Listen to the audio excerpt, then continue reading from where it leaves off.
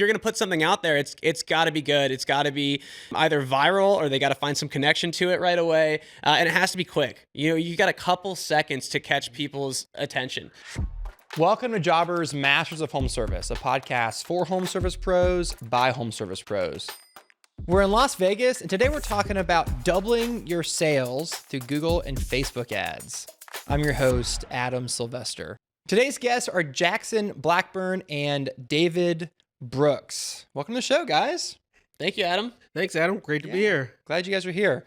David, why don't you tell us a little about who you are and what you do? David Brooks, I'm CEO of Contractor Rhino. We provide digital marketing and accounting solutions for the trades. Great. Glad you're here. Thanks for being here. Awesome. And my name is Jackson Blackburn. I own Mount Baker Window Cleaning Company in Bellingham, Washington, and am also a coach for Home Service Business Coach.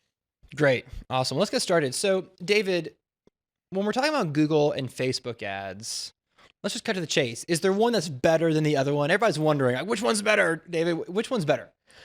That's a trick question. Now, it depends on the objective of your business goals and what you want to accomplish inside of the campaign. I always say if you want to focus on branding, brand awareness, retargeting, Facebook is the platform for you. If you want to go based off of search intent, somebody searching for emergency plumber near me or HVAC installation, then I would say Google Ads would be the best for that. When you say retargeting, and what was that when you said retargeting and branding? Branding. What does that mean? Yeah, so retargeting is an ad displayed on Facebook from someone that landed on your website. So let's just say, Adam, I came to your website, I looked around, looked at your services, but then I didn't really click off on contact us or the phone to call. And then I went on about my day. Now, I may be on another platform across the internet, and then boom, I get served your ad based off of retargeting. So if I go into Facebook, I might see your ad again, displaying your services, and it's really good top of mind awareness. Now, if you were to go on the other side of that and you're looking at branding could be just making people more aware of your business and what you do and the services that you offer. David, I'm glad that you brought up that difference between Google and Facebook ads and sort of categorize them, if you will, where Facebook is very good, like you said, for brand awareness, right? And getting impressions. And then Google is obviously the place to go to if you want high intent clients that you're going to convert into leads. Whereas I think a lot of people in the home service industry kind of get that wrong. And they go on Facebook looking for high intent leads. But the problem is your ideal client isn't on Facebook looking for someone to come clean their windows or give them a new roof. They certainly are on Google doing that though. So yeah, thank you. I really love, that you outlined that for everyone. No problem. What goes into a good Facebook ad? What do you guys think? I would say what I've seen work before specifically is a special offer, limited time, financing available, or some type of giveaway or contest works really well on Facebook. I believe that the best Facebook ads are ads that have messaging that are cohesive with your brand. So for instance, if I have like a super premium priced brand, right? Our services are really expensive and I want those affluent clients. I'm probably not going to jump on there and say, hey, we're going to get 40% off a roof and gutter cleaning, because I'm not going to be getting my target clients from that. So I like to just use Facebook as a way to spread the message of our brand, maybe showcase some of our employees, showcase what we've done around the community, those sorts of things. And what's the ultimate play there, Jackson? Just so that people, when they are ready to buy, they recognize your brand? Yeah, definitely. I mean, you can look at it like this. If you were to go to a soda machine and you wanted to get cola, okay, there's going to be two options for cola. One of them's Coca-Cola and one of them's going to be one of those weird off-brands, right? They've both bought the space to be on that soda machine, right? But who do you think you're actually going to get the soda from? You're probably going to go for Coca-Cola because and you trust Coca-Cola. You recognize, and so, home service businesses need to first build that brand equity, that brand awareness in their community before they can expect these ad campaigns to absolutely pop off for them and have really good returns on their ad spend. Okay, so with Facebook ads, if you're using it to brand and to retarget, we're looking at captivating photos, compelling photos or images of your company. I'm presuming it should be very, like you said, it should be cohesive with your brand. I like that word. What about videos? Can you do video advertising on Facebook? You can do video advertising on Facebook. In Yeah, fact, okay. videos work really well, especially if they're short video clips. They tend to have a higher engagement on Facebook. People tend to like seeing something visual with their eyes. So it could be a before and after picture of a roof replacement or install, something to be able to stimulate the minds of the user saying, wow, you know what, that looks really nice. I think I should maybe click on that form or learn more. Yeah. Okay, so let's talk about Google. What makes a good Google ad? What makes a good Google ad is direct, specific messaging. Let's just say if it is roof repair or emergency services, right? Having that copy specifically address that service or that need of the user, and then making sure that once someone clicks on the ad, they get directed to a landing page that's aesthetically pleasing on the eye and that is easy to follow along. So it doesn't have to be super lengthy, but it could just basically detail the service, what the offer is, and then what happens after I submit my information. So usually it's step 1, step 2, step 3 works really well.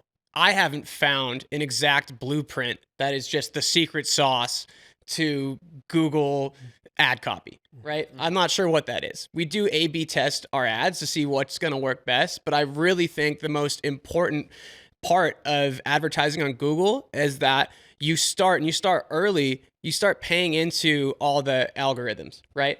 You got your PPC, LSA, you got your GMB, and then your organics. And if you can start paying into that early on and growing in those sectors of Google, then one day you're going to turn back and say, wow, look at how far we've come on Google. And that was really what took my business from, I would say $40,000 months to $120,000 months was when we really started to invest into all those sectors of Google. So we can't be missed. So let's pretend there's some listeners out there who are already doing Google ads. How can they double their leads? They can simply double their leads by doing A/B testing on landing pages, see what ad is more attractive, what are people engaging with more. And then another thing that they can implement inside of the landing page is being able to, once the person submits their information, having a system in place that directly calls the business at the moment the potential customer enters the form information. That way you don't miss a lead. A lot of times there's a lot of things left on the table because the response is not rapidly quick enough for the customer. So if you could enter your information and get a phone call saying, hey, you have a new Google PPC lead, and then it directly connects you with the customer, that cuts down, it basically doubles your revenue right there.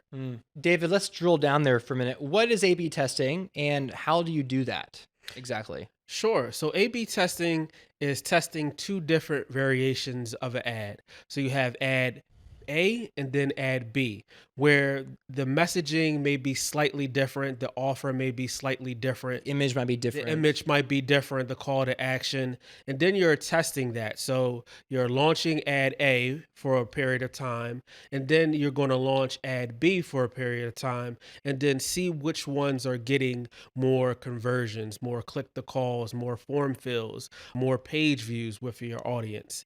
And simply you could do that by just going into the ad platform and switching up the copy and images, whether that be Facebook or Google. And now, would you say that you need to do that for 30 days to get a good sample size? 3 hours? Obviously, it depends on the size of the market and all that kind of stuff. But how long do you need to A/B test before you can choose one? I would say at least 90 days. Oh, wow. To A/B test. It gives Google enough time to really understand, analyze the campaign, but you also get enough data to return back to you to make an informed decision on your marketing strategy. Okay. Last question about that is, what platform is all this happening? This is in Google Ads Manager, right? Or Facebook Ads Manager, I suppose. And then are there easy versions for beginners and then like really complex versions for professionals? Is that how it works? So with Google, you could either launch Google PPC ads or LSA ads. LSA ads are a little bit more easier to set up. You just have to basically enter in your business information, get verified, and that comes with that Google guarantee badge. And just let Google know exactly the amount of money that you want to spend. It's kind of almost like a set it and forget it. And then you just have to make sure that you're going into the platform and you're marking those leads appropriately. So I would say for a beginner or novice, LSA ads would be easier to set up. And then you might need a little bit more intermediate skills to set up a Google PPC ad, but YouTube is really helpful. Jackson, how do you do it? Sorry, how do I A/B test? No, how do you set up all these ads on your own? Oh, I don't. Okay. Yeah, no, I like to find people that are experts in every single category. So I've got a company that does our PPC and our LSA. I have a different company that does our GMB, SEO. And then in the past, I've used separate companies or people to run my Facebook ads. Okay. And how do you allocate your budgets to either one? Man, that's a really complex question. I think in years past, and I was probably thinking about this the wrong way, I was looking at the immediate returns that I was getting from those clients and trying to stay under 10% ad spend, like ideally around 7%.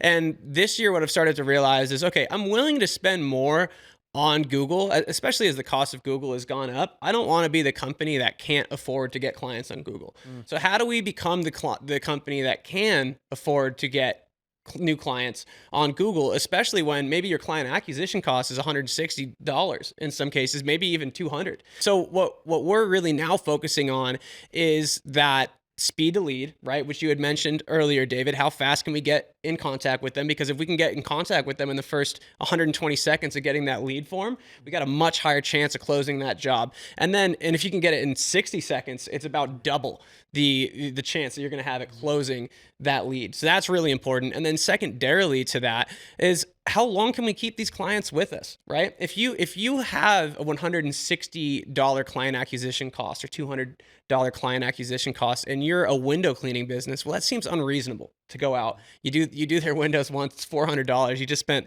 half of your revenue there on ad spend.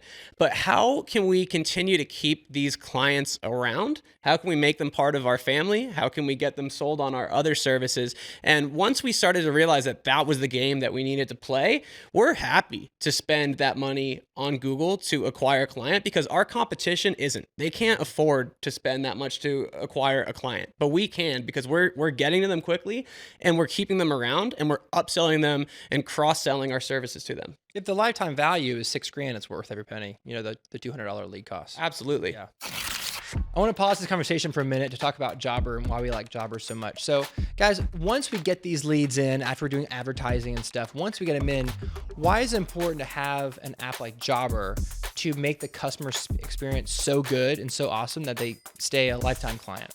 It makes it so easy for our clients. From the minute they get in touch with us, they get a message back, hey, thank you for reaching out to us. Someone will be with you right away. So we're engaging them right away. When they get sent a quote, it's easy to look through. They can approve and pay a deposit online. They can pay their final invoice online. They get check-ins from our technicians when they're on the way. And so it just makes the entire experience very, very convenient for our clients, and they're kept in the loop from A to Z. Yeah, I think following up to what Jackson was saying is basically it makes the customer experience seamless, where you can transition it along all inside of Jobber, which makes it so much more easier to understand, to see the notes about the customer, see the detailed information. And so your technicians or your team can really understand the ins and outs of the client, the specific notes, and then be able to use that for follow-ups, for different check-ins during the course of the year. Yeah, I totally agree. I think that Jobber brings all the details you need for your business and puts it under one roof. And it's all accessible and easy to find, and clients love that. If you're not using Jobber, you need to start using Jobber today. Go to jobber.com/podcast deal, get an exclusive discount, and start running a more organized and detailed business today. David, anything to add there about budgets and how to allocate funds to each one? Well, I would say you will want to at least allocate 60 to 70% of your budget in Google, and then the rest toward Facebook, brand awareness, lead form fills on Facebook, maybe direct messaging with customers on Facebook to be able to interact with them and let them know about your services. Okay. How do you create the ad? Who's doing that? Is it require a lot of design? Like how do you do that exactly? I would recommend a professional to do that because it is time intensive. You can pick that up on your own through different tools like Canva for photo editing, image editing, different things like that.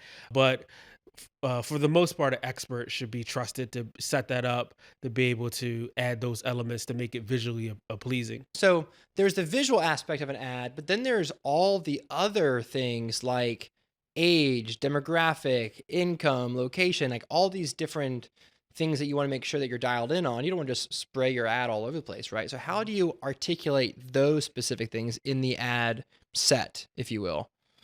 Yeah, sure. So when you're setting up that targeting for the ad, you basically want to make sure that you cover all those ground foundational things. So that is demographic, time of day that you really want to run the ads, the location, the interest. You want to make sure that those things are dialed in. So even if you're a beginner, you're starting out with ads, at least if you get that part right, which you should know your customer demographic and base.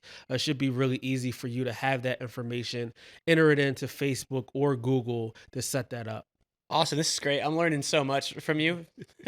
This is why we hire, ad agencies to help us pump leads into our business. This is great information. On Facebook, precisely, how do you construct an ad on Facebook? Is it any different than Google? I know that there is much more of a visual element on Facebook than there is Google. Is there anything else that our listeners should know about Facebook specifically when creating an ad? Do they need a professional for Facebook as well? Yeah, so for Facebook, you really want to the biggest thing for Facebook is setting your budget, making sure that you have a daily budget and you really enter in the demographics of your audience, and that targeting is really important. And then making sure that you pay your Facebook bill, because sometimes what will happen is Facebook won't bill you.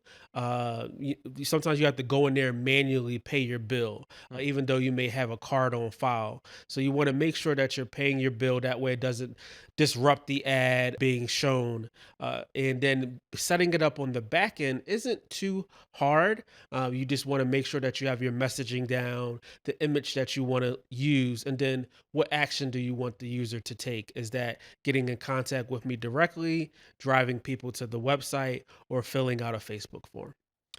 Jackson, I'm not sure if you've ever experienced this too, but at one point in my life, I set up some Facebook ads and spent like $800 and got no leads. Okay, I think we've all had some sort of, maybe just me, I don't know. And I was like, well, Facebook's terrible. I'm never doing that again. I think a lot of people listening have had a similar experience. We're like, well, that was, my buddy said that he makes a lot of money on Facebook, and I tried it. What are some things that just guessing here, but you educated guesses. What might have I been doing wrong that created just no leads? Any ideas what I've been doing wrong? Well, I'm not sure what kind of content you had in your ad, but we got to remember, if we're advertising on Facebook, it's interruption marketing, right? So no one's going there to see your ad. So whatever your ad is needs to be attractive enough and catchy enough that it grabs the attention away from that potential client who's probably deep into the Facebook algorithm already, scrolling through reels that are very catchy, right? And grabbing their attention. So if you're going to put something out there, it's got to be good. It's got to be either viral, or they got to find some connection to it right away. And it has to be quick. You got a couple seconds to catch people's attention. So if it's, a photo of your crew standing in front of a truck and it says, hey, Indiana's like best pressure washing company. No one cares. Yeah. No one cares. So you got to make something that is a little bit more engaging than that. That might have been what I did. I think I did Indiana's best fresh. How'd you know? You nailed it. I would say, without seeing the campaign, is like Jackson was saying, it has to be quick to be able to catch their attention. You're disrupting their avid flow on Facebook. And it depends on what you did. Did you take them to your website? Was it a landing page? Some people don't want to leave Facebook. They may click on your ad and get taken to your website, and that may not be for them. They just may want to stay inside of the platform. So, without being able to see the ad, I would say just a simple form fill, basic, quick information inside of your Facebook ad will be able to help convert more.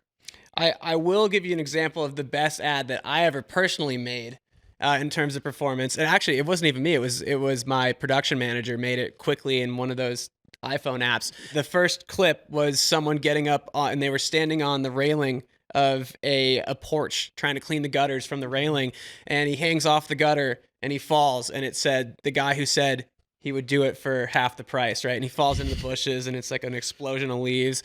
And then the next clip is a video of one of our technicians on a ladder safely cleaning gutters, and there's like birds chirping in the background. It's very peaceful. Yeah, and it says like Mount Baker Window Cleaning's highly trained technicians. And that ad got such good engagement, super low cost too, because people were already engaged in it, and that ad killed it for us. And it was easy. Like we made that with our iPhones.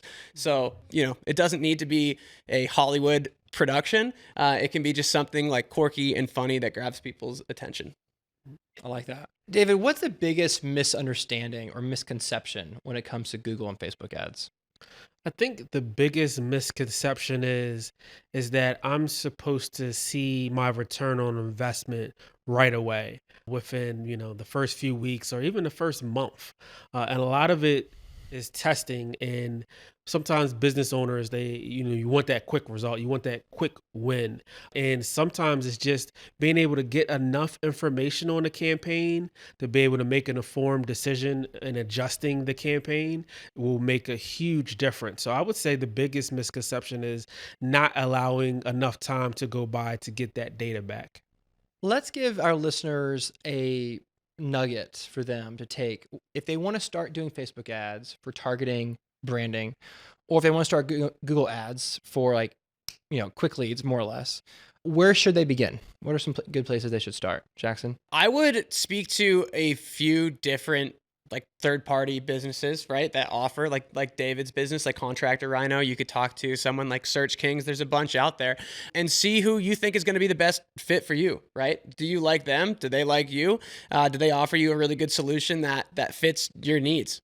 Yeah, I would recommend doing your research if you're going to go about and attempting to do it on your own. Just covering the basics. You may not set up a super sophisticated campaign with multiple ad types, but it may just be one campaign specifically that you may want to set up for yourself. So I recommend starting small, maybe focusing on just one specific service for your business. Okay, so David, 70% of budgets go to Google. Jackson, what do you think? Let's talk more about budgets. Yeah, I think that we're around that same range. The majority of our ad spend is going to Google because that is where we are finding the most high intent buyers. And then we also do have a smaller portion that goes to Facebook, as well as other general brand awareness, right? Like wrapping our vehicles, putting out yard signs, door hangers, that might make up another 10, 15% of our budget. But then diving back into maybe how much we should be spending on Google ads specifically, we pay a $500 fee to Search Kings, who then puts out somewhere around $4,000 in ad spend for us every month. Now, the thing is, a lot of the times with these companies, their service fee is not necessarily going to get any larger or any smaller based on your ad spend. So it's a really good idea to have that budget prior, that that you can spend $5,000 a month on ads so that you're getting the most out of the service fee that you're paying that company. And the same thing goes for if you're doing Facebook ads, Google ads. A lot of those companies have that service fee. So it's best to have a good ad spend so they actually have something to work with as well. And like David probably knows from if you're running A/B tests, you need a budget for that, right? We need big enough of a sample pool to be able to gather information and data and make really good decisions. But you can't necessarily do that if you're only going to spend $500 this month on Facebook ads and $500 on Google Google ads. So you do need a bigger budget to get into it. And that's why it's so important to have some organic leads prior to this and some brand awareness prior to this. Because if you don't have that, if you haven't built your brand up in your community and you don't already have somewhat of a steady flow of leads, you're not really going to have money to be able to experiment with Facebook ads and Google ads. Yeah, I think that's well said. I think people need to make sure that they're financially healthy before they start spending thousands of dollars a month on ads. Right. You can't expect to just hop into an industry and say, hey, I'm going to just blow this company up with Google and Facebook ads right off the bat. Well, have you been to a fundraiser? Have you done any community work? Have you, taken over a neighborhood yet where you're doing 10 houses on the same block? Who knows who you are? No, I think in what Jackson was saying also too with that, and when we're thinking about budgets and allocation, especially with Google, a lot of times you may invest that initial budget, which let's just say I've seen $1,500, maybe $2,000, and you start to get leads, but that's your budget for the month. And by the 15th of the month, halfway through, you're getting leads, but your budget may be exhausted. And then now you're wondering why for the other half of the month, the leads aren't coming in. And that's because you've exhausted your budget. So you really want to make sure that you allocate a decent budget to last you for the full month. That's great. Okay, another question about Google. There's Google ads, and then there's what I call like the network display ads, where they charge you to display your ad like on other websites, Weather Channel or wherever else you go. And I've never been a big fan of that. I usually turn that off. Do you recommend turning that off and only showing ads in the results? Or are you a fan of the display network ads? I would say if you can keep it for the search based intent ads. For the display ads, again, it's almost like Facebook. It's more brand awareness more than anything, following the user around to different sites on the internet so that you stay top But they're of cheap mind. though, right? But they're cheaper to run, correct. Okay, gotcha.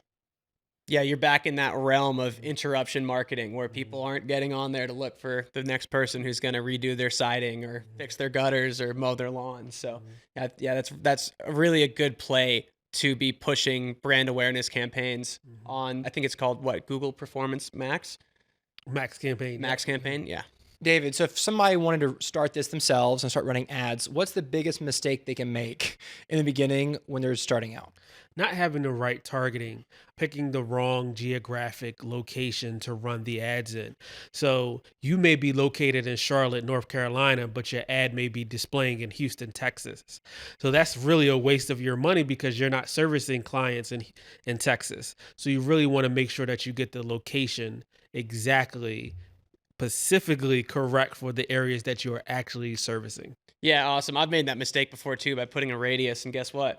Our circle from the pinpoint center of our city goes into Canada. I can't service people in Canada. There you go. I wasted a few $100s on leads. Jackson, David, this is a great conversation. I'm going to boil it down to 3 actionable items here. Number 1 is if you're running Facebook ads, make sure that your call to action keeps the person within Facebook. As soon as you take them away from Facebook, your conversion goes down. Number 2 is use retargeting ads to keep branding your business to stay top of mind. They might not be ready today. They might be ready next week. Number 3 is make sure that your geographical location and your target market is like spot on. You do not want to waste money by showing ads in the wrong city or to the wrong people. Guys, thanks for being here. That was great. Thanks for having us. Jackson, how do people find out more about you? So you can look up Mount Baker Window Cleaning Company on Google. You can also look for information about our business coaching program at homeservicebusinesscoach.com. Awesome. David? You can reach out to me via email, david@contractorrhino.com. Our website is contractorrhino.com. And we're also on LinkedIn too as well. David Brooks and Contractor Rhino. Great. Well, thanks for being here, guys. I really appreciate it. Thanks for having us. Absolutely. And thank you for listening. I hope that you heard something today that will make your Google ads and your Facebook ads better.